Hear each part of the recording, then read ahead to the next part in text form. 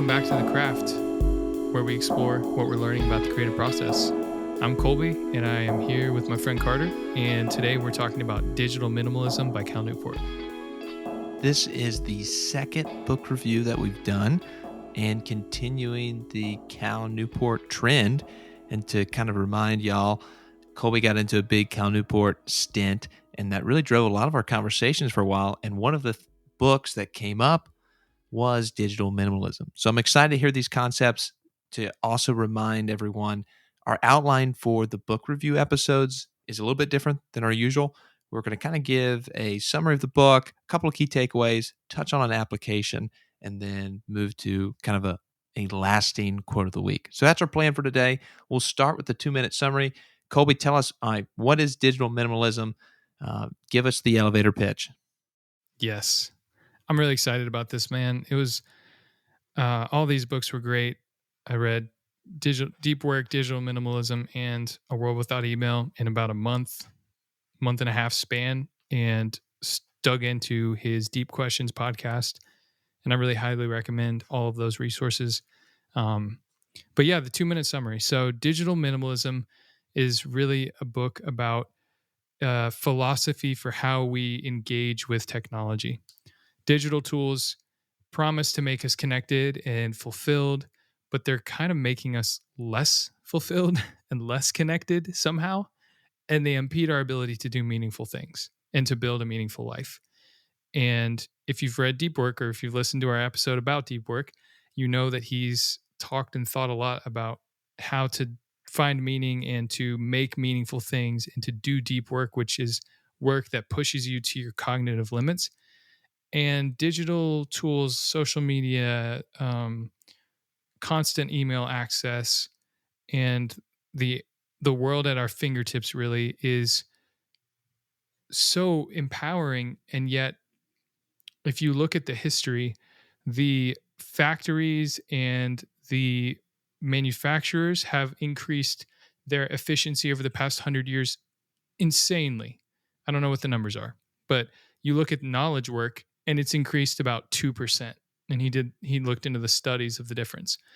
And that's a problem. It's like, why is it that we've gotten so much more efficient in these other places, but we can communicate to someone on the other side of the world, but we're somehow less efficient in knowledge work now, or we've barely gotten any more efficient over the past 100 years.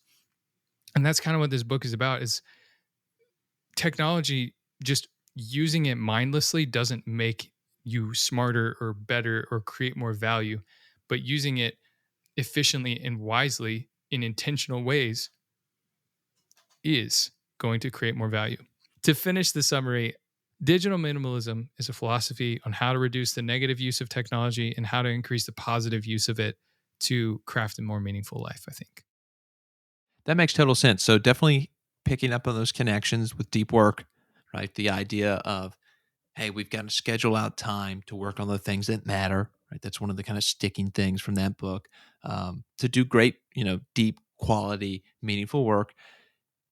And there's this almost bait and switch that technology gives us, right? It's promising, look, you're going to be more connected. You're going to be able to do more. You're going to be able to send stuff faster. Like, look at all these things that it can do, right? It's going to accelerate everything. There's an interesting philosopher, Harmut Rosa, who talks about acceleration as like a driving force in society, which would be interesting to think about that in comparison to Newport's take and analysis.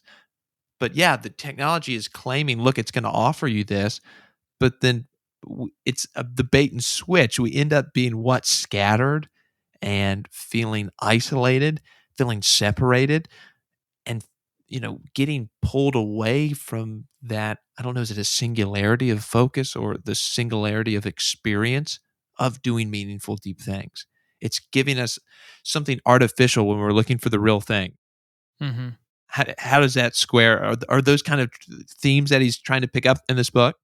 Definitely. And, social media was not the only point of the book, but a really big one where I think there's a lot of issues. He's actually someone who's never created a social media account, and, obviously has taken a lot of flack for that, but he has still written, 7 books. He's had several New York Times bestselling books. He's built an audience. He's built an email newsletter. He's built a successful podcast, and he's done all those things without the need for social media. And so he's kind of like a evidence of you can do this life without it, and you can still use. But he's also a computer science professor and doing research at the forefront of technology to push it forward. So he's not a Luddite or someone who's trying to say technology is bad. He's saying, I almost talked about a metaphor earlier, but it's like you just going to the store, me going to Home Depot and buying a bunch of tools isn't going to bring more value into my life unless I have a need for the tool and a reason to use it. And Nice. yet, the biggest arguments that are used for social media are things like, well, it could bring a potential connection. It could bring some kind of value. You could miss out on something. It's very vague, the types of arguments that are used to encourage you to use social media. And that's not how you would shop for any other kind of product. You wouldn't buy a tool at Home Depot because it's like, well, it could be valuable for you. It's a terrible trade-off. And Yeah, yet we get yeah. on social media and we fear this, like, oh, well, if I got off of it, I might miss an opportunity, a connection, a relationship. I might miss something. And so he's saying intentional intentionality and choosing tools for the right reasons might mean that you do use social media, and that's great, but make it an intentional decision, not some sort of vague I could miss something. That was a big takeaway for me. Yeah, and so this obviously has got some overlap in our conversation on episode 12, Digital Minimalism for Creatives. I think that Yes, probably, right, a lot of that conversation, I think you might have been reading the book at I the think I time. was reading it. Yeah, either reading or just finished. Nice. So this conversation is going to dovetail with that. And so with that, knowing that, okay, that seems to be kind of right, got the basic summary. Um, what are some of the key takeaways? Let's get into what are the things in this book that Newport's giving us that we can hold on to here. Yeah. So definitely the first one, like I just said, would be choosing your tools, choosing what you use your computer for or your phone for should be a rigorous process, not a careless one. He tells the story of a farmer who went through this whole process to add a new tool into his life.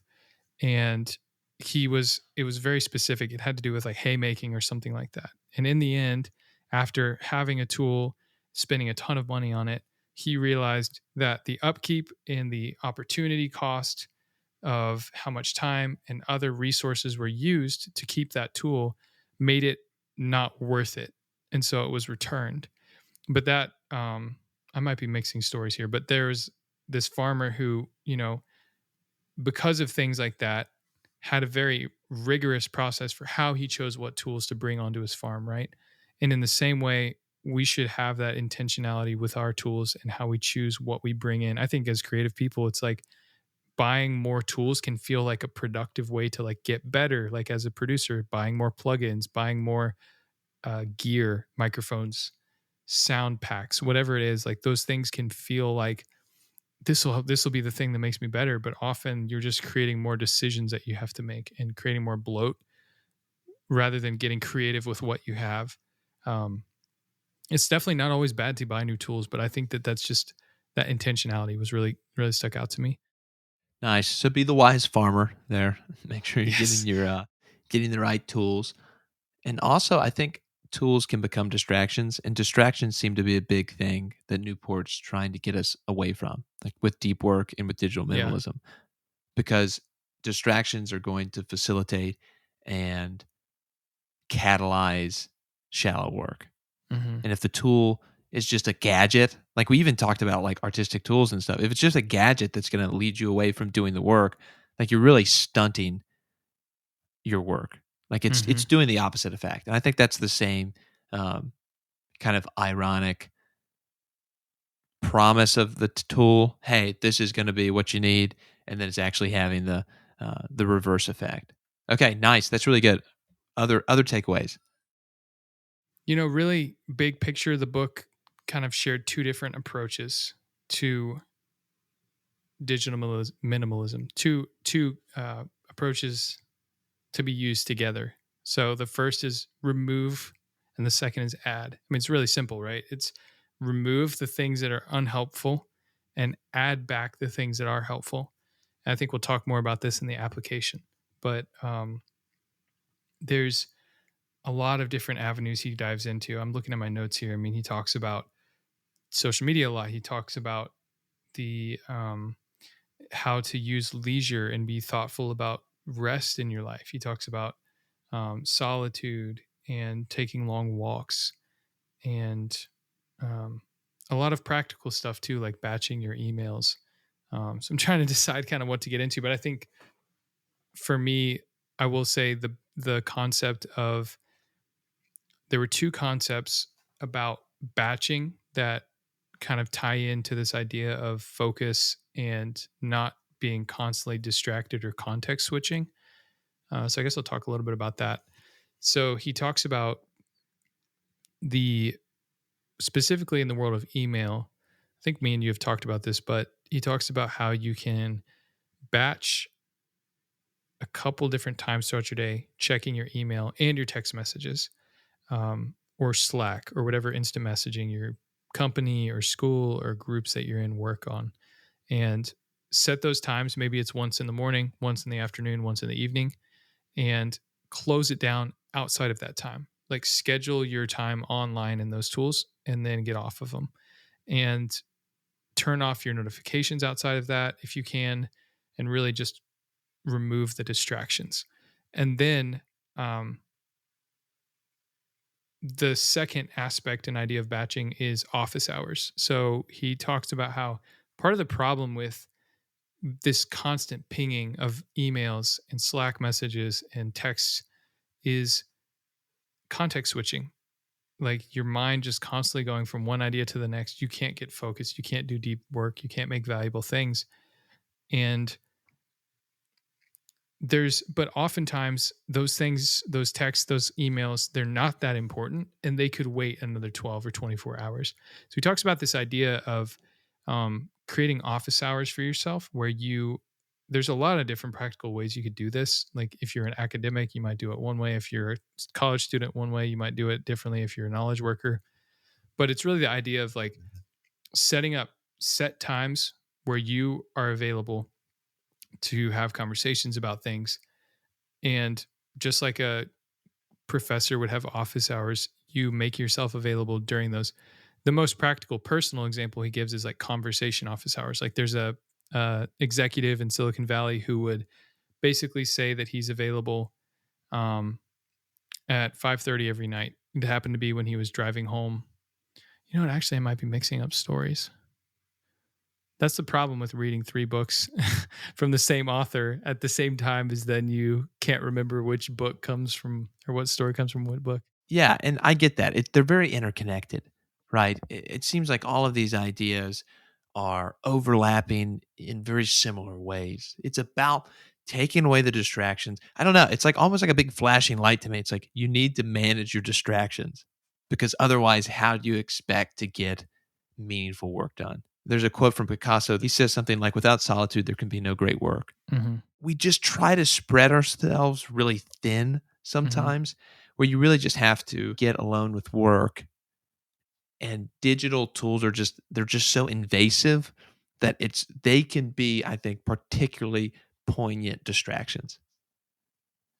And it's going to be different with whatever creative pursuit that you're working in, right? One's going to, some pursuits are going to be a lot more collaborative. I'd say for me in academia, this is a pretty solitary. Yeah, I'm going to classes, I'm teaching, but a lot of the work's happening working alone. Like it's definitely academics have this practice of going, retreating, doing the work in by themselves.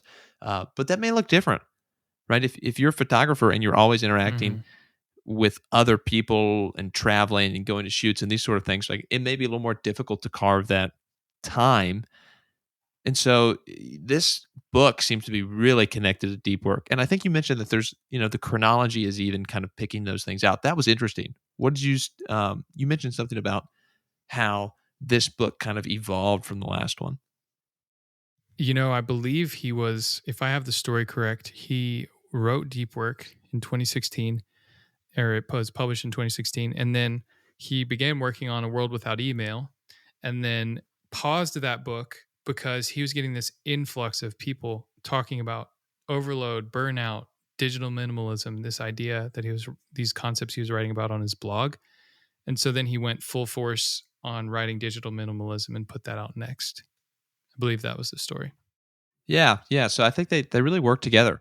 I don't know that I'm doing the best job of representing the unique differences of these three books, but there is a really cool evolution from one book to the next of this idea, and this they're very interconnected, and I'm trying to keep the lines separated because I know we'll talk in another episode about A World Without Email.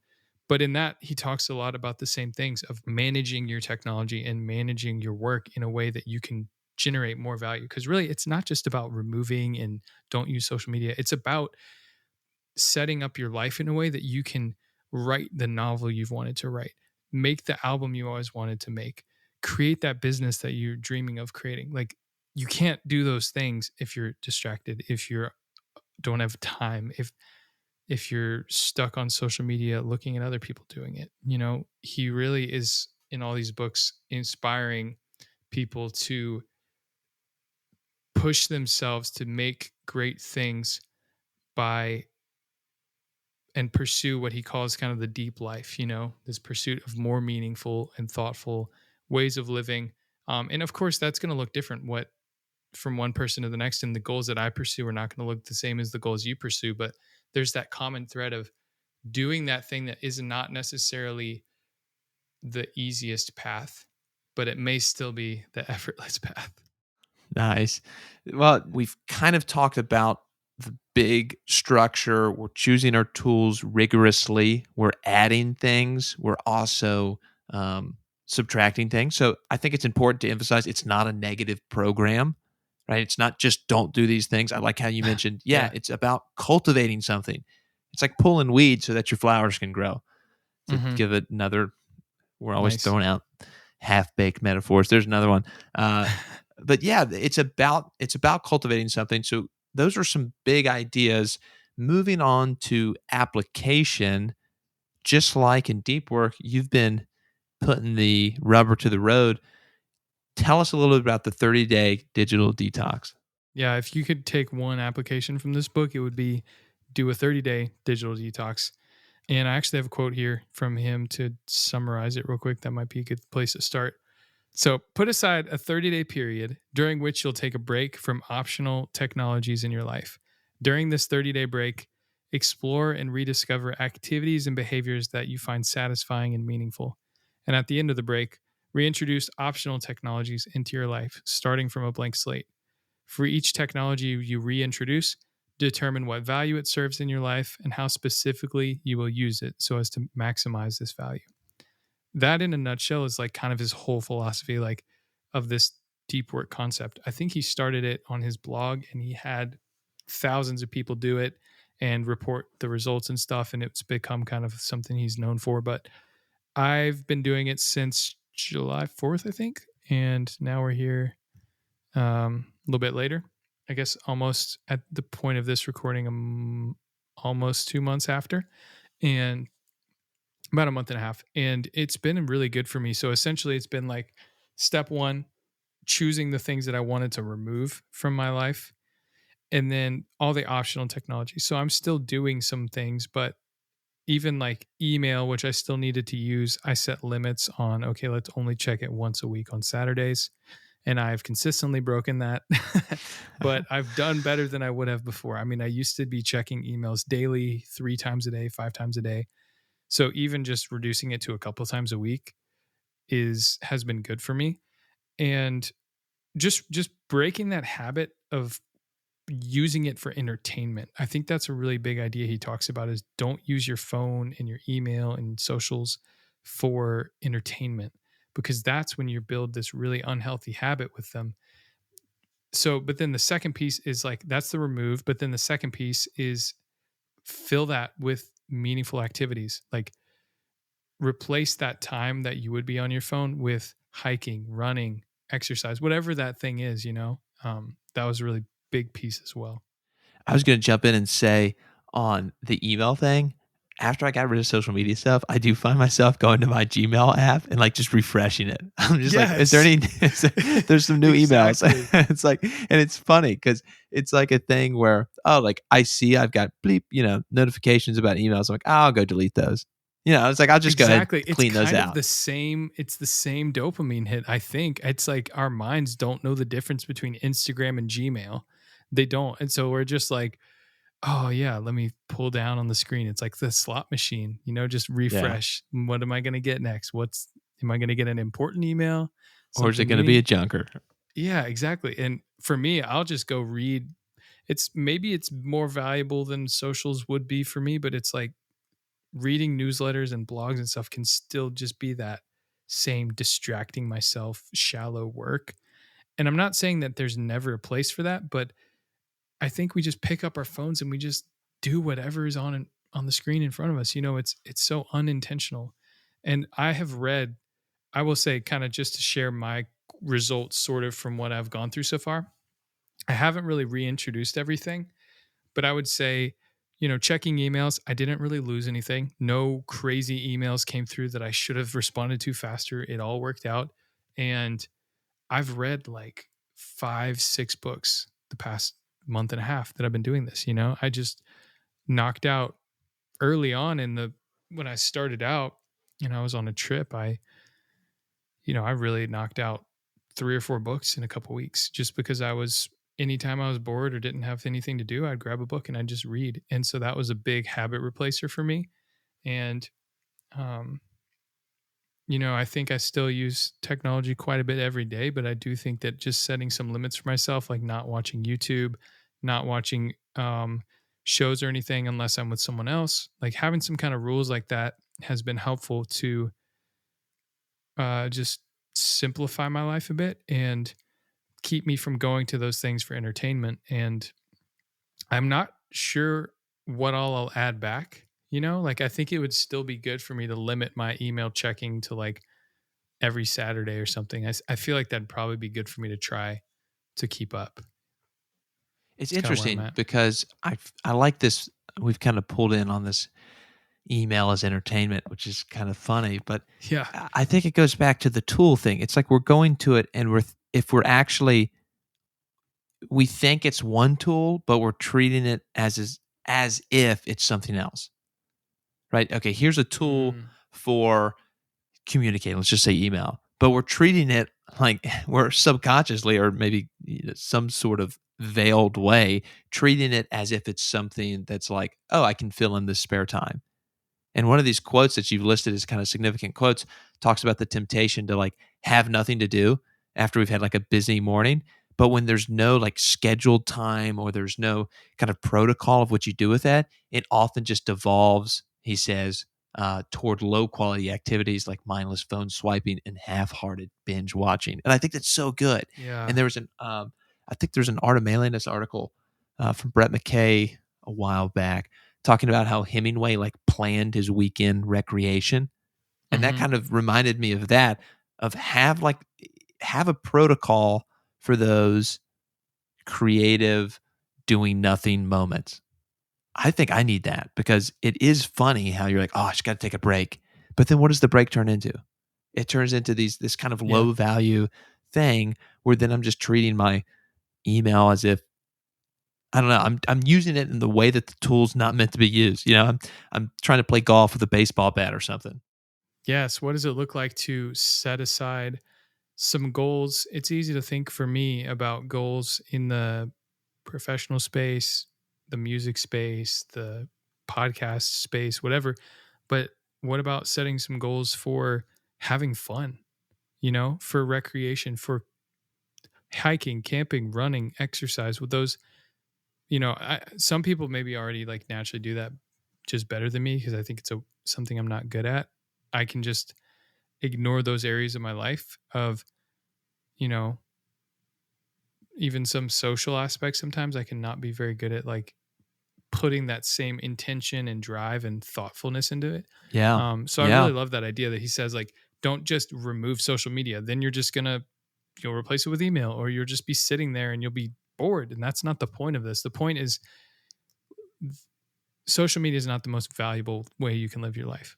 And it's not just about social media. I really don't want to just reduce it to that. It's like it could be anything. It could be email, it could be Netflix, it could be YouTube, it could be Reddit, it could be um I don't know, Just just TV a in general. game on your Yeah. computer or TV. Yes, TV and gaming are two other things that he typically recommended, like pausing during a digital detox.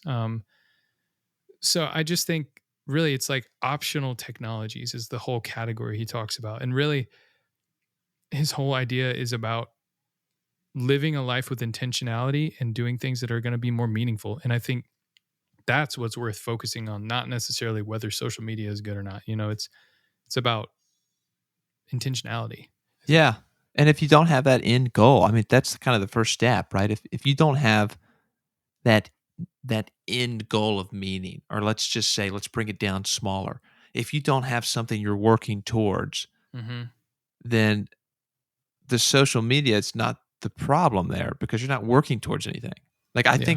I think Newport's kind of paradigm is that, hey, here's meaningful work that you know is valuable, right? You Hmm. recognize, man, this is a fulfilling, craft that I love. If we're pursuing that, then technology can become hindrances for pursuing it. Hmm. And so I think you're totally right. It's not just like, okay, let's just pull everything back and then listlessly, wander about. It's like, Hmm. no, like understand, hey, this is something meaningful. Is there any way that technology is preventing me from realizing that? And how so? Love that. Yeah, man. Other applications or kind of summaries from your detox? You said maybe your schedule is going to change a little bit. Anything else on that? I don't think so. I think it's been a great practice. I would recommend anyone who's interested in kind of hitting reset on their technology, go for it. Take 30 days, make a list of kind of rules for yourself. What do you want to pause? What do you want to keep using? And if you do decide to keep using something, maybe set a limit on it. Like, oh, I'm going to check my email, but I'm just going to check it twice a week instead of whenever I want. And then after those 30 days, reintroduce the tools and you'll have that space to say, did I really need Instagram or did I just want it? And what's a healthy way to bring it back? Maybe I use Instagram. I only follow artists that inspire me and I only watch it on a Friday night with a glass of wine for 30 minutes. Like that's kind of what he said in the book was like, you can bring it back, but there's a time and place for when you use it, a purpose for it to be inspired by artists, and some rules for it so that you're not just getting sucked into a tool that was really designed to make money for other businesses.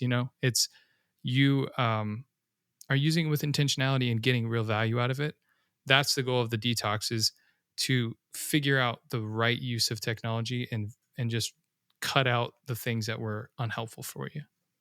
That's a good That's my word. summary. Good word. Let's go to the quote of the week. Yeah, so I mean, I wrote down a couple honestly, but the one that I want to share, I think really just focuses on tools because we really dove into that quite a bit on this episode. Digital minimalists see new technologies as tools to be used to support things they deeply value, not as sources of value themselves. They don't accept the idea that offering some small benefit is justification for allowing an attention gobbling service into their lives, and are instead interested in applying new technology in highly selective and intentional ways that yields big wins. Just as important, they're comfortable missing out on everything else. I really like that. The first thing that kind of came to my mind is the word supplement. One of the things that I talk about when we're discussing giving presentations in class is Mhm. talking about creating presentations which supplement your presence and your message as the speaker. So we talk about PowerPoints and saying, okay, don't make the PowerPoint do the heavy lifting. Like you're the orator here. You're giving a message. You've got things to say. You want the focus to be drawn to you and your message. So your presentation should be supplementing it. Like it should be like, you know, um, it should be helping and augmenting. It Mm. shouldn't be doing the heavy lifting. And I think it's very similar with these tools, right? Your tools should be helping you as the let's say, musician, right? Your guitar is the tool. It should be enabling you and supplementing and helping. It shouldn't be, right, the thing in itself. That's where I went with that, which I really like that language of, hey, what are the things that are going to help augment or supplement your pursuits that you're already going after? I love that. I think that's excellent. And whenever we're considering what tools do we add to our tool belt for becoming a better music producer, becoming a better writer, or a better photographer, um, it's just good to ask ourselves some questions about, is this really helping me pursue my goal here of becoming a better fill in the blank, or is it Yeah. becoming a distraction? And yeah, I think that's just a good place to end on, honestly. Great conversation, man. I'm glad that we got this one on the record here. Again, this was our book review, Digital Minimalism by Cal Newport. Any final words? Go grab a copy of the book. You can check out more of Cal Newport stuff at calnewport.com. And also, I'd recommend checking out the Deep Questions podcast. I really enjoy it. He's got a deep dive on all these different topics we're talking about. And he'll also do questions from listeners and a couple of different kind of segments of his show. But it's really interesting. He talks about some really good stuff. And for me, it's a great show to be inspired about how to be more productive in my creative work and how to just keep pursuing that for the long term. So yeah, thanks for listening to this episode. This was really fun. Hey, thanks for listening to The Craft with Carter and Colby, where we share what we're learning about the creative process. If you're a writer, music producer, marketer, filmmaker, photographer, or you just love creativity, then this show is for you. Our cover art was designed by Elizabeth Newell. You can learn more about her work at elizabethnewelldesign.com. That's Elizabeth, Newell design.com. And you can follow her on Instagram at ElizabethIsADesigner. If you like the show, there's 3 things you can do to help us out. First, subscribe so you learn when we post new episodes. Second, send the link to one of your friends who you think would enjoy the show. Really, word of mouth is going to be the number one way we grow the show in any way. And 3, if you have a topic you want us to cover, or feedback about how we can improve the show, or comments on what we've said, you can respond to heycraftpodcast@gmail.com, HEYCRAFT podcast@gmail.com. Thanks for listening, and we'll see you next time.